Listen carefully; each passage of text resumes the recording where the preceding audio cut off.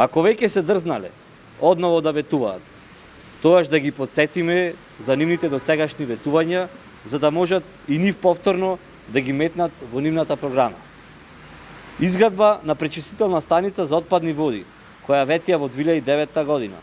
Изградба на катни гаражи, кои исто така ги ветија во 2009 година. Санирање на долговите на средните училишта и основни во општина Битола, кои настанаа како последица од криминалните договори за превоз на ученици и нивното недомакинско работење. Наместо тоа, имаме училишта со блокирани сметки и долг од околу 3,5 милиони евра. Што значи долгот, наместо да се намали, значително се зголеми. Ски центар за копанки на Пелистер.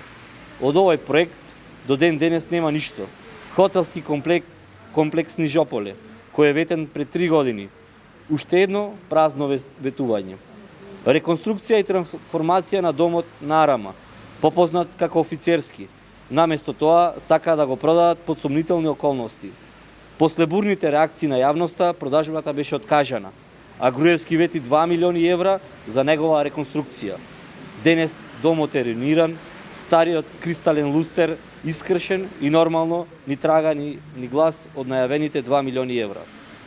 Господа од ДПМН, ова се само дел од вашите долго најавувани проекти, од кои нема апсолутно ништо.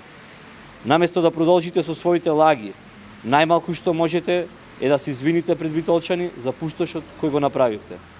Доколку сте заборавиле, уште еднаш ќе ве подсетиме дека во Битола направивте град во кој имаме спорт во изумирање, стопанство на колена, најзагаден воздух во Европа, запоставен универзитет, град од кој младите масовно се иселуваат и најголема стапка на канцерогени заболувања во Македонија.